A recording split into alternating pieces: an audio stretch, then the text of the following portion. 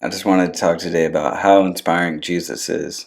I mean, look at what he's done through the lives of so many people, people that are ordinary, they're boring, they're unassuming, they're normal people. A handful of Jesus' 12 disciples were fishermen. Fishermen in Jesus' day as well as today is a hard job. It's a skilled job, a job that people may like as a hobby, but not necessarily as a career path, right?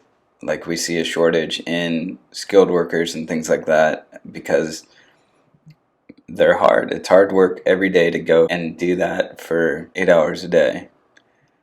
But I believe that God picked a handful of men to be his disciples that had the job of a fisherman because they knew they had what it would take, whether or not they knew it. Like for me, I've been talking in my journey recently that I want to do the hard things in life, to run from my inadequacies and push deeper into what God has for me.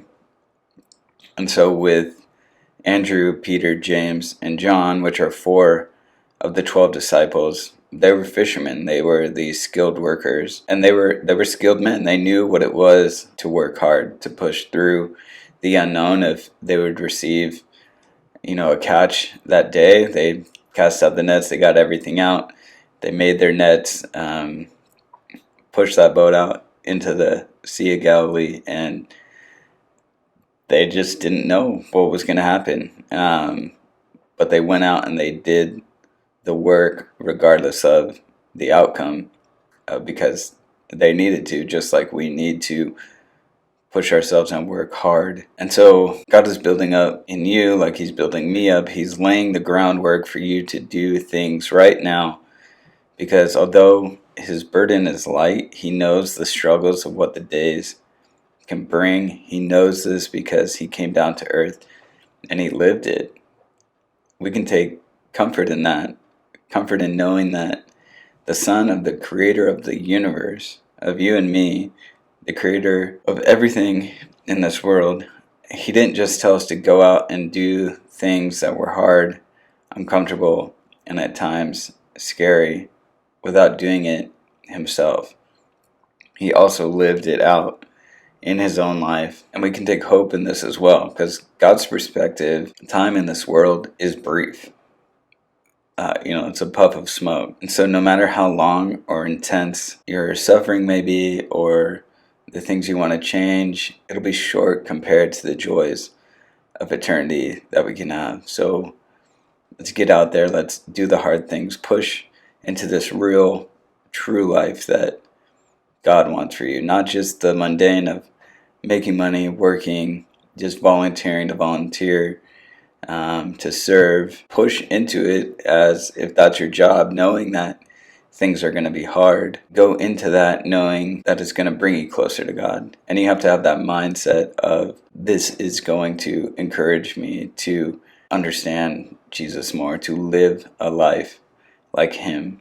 Because that's the hard thing. He did his whole 30 odd years on this earth without committing sin. He was blameless.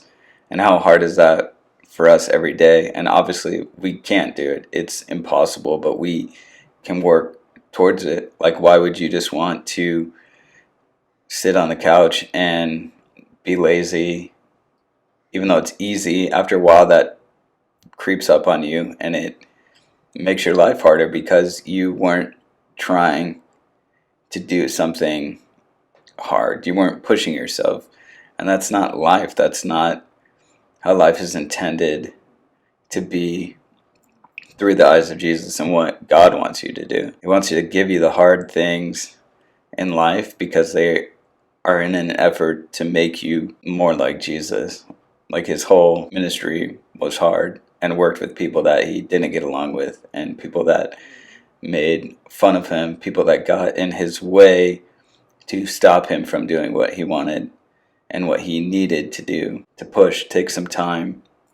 Think about maybe a goal that you have that's hard that you want to work towards, and go out in it knowing that Jesus and God will be by your side. Thanks.